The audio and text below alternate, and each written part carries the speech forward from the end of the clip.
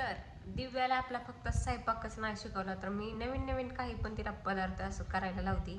आणि दिव्या पहिल्यांदा थोडं चुकतं आणि नंतर मग करते. तर असंच आज तिला आपण नवीन पदार्थ आज तिला सांगितलं आहे कपकेक बनवायला. तर चला दिव्या कशी कपकेक तयार करते आपण बघूया. तर तिला किचनमध्ये सगळं सांगितलंय, तर चला आपण जाऊन बघूया.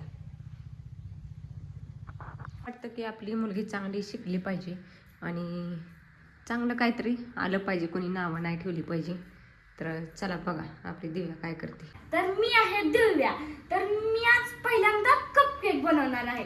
तर त्यासाठी इथे मी साखर बारीक करून घेतलेली आहे. त्यात वतणार आहे अर्धी वाटी तेल.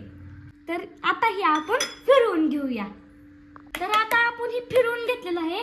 तर त्यात आपण टाकणार आहे ही 1 वाटी साई. मी दूध घेतले ना, तुम्हाला दूध घ्यायचं असेल तर तुम्ही घेऊ शकता.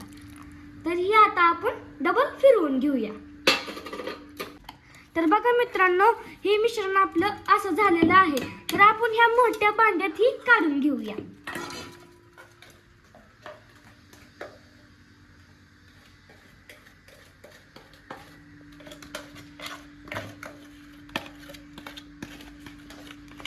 ही आता आपण नुसतं थोडंसं फेटून घेऊया.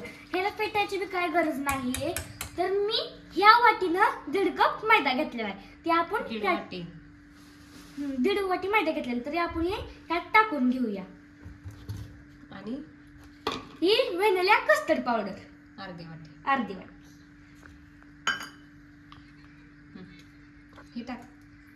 तर आता आपण ही टाकणार आहे बेकिंग पावडर अर्धा चमचा.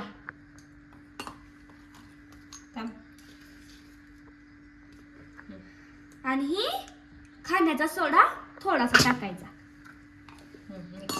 आता हे मिक्स करून घेऊया सगळं.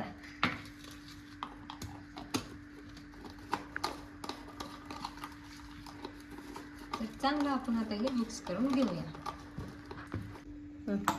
तर बघा हे आपल्याला असं झालेलं आहे. मला 2-3 चमचे आहे का नाही दूध जरा जास्त लागलेलं आहे. तुम्हाला जर अजून थोडं जरी वाटलं ना तर तुम्ही टाकू शकता. तर हे बघा. तर आपण ती आता आहेत का नाही हे ह्यात भरून घेऊया कपात. तर माझ्याकडे चहाचे कप आहेत. हा, चहाच्या कपात मी थोडं थोडं भरून घ्या. लय फुल भरायचं नाही हा. ती पण त्याला फुगा थोडी जागा लागते.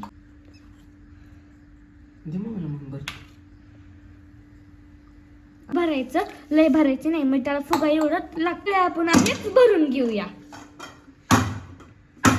तर मी तर बघा सगळं भरून घेतलेलं आहे. आणि त्यात आपण टाकणार आहे आता काजू बदाम.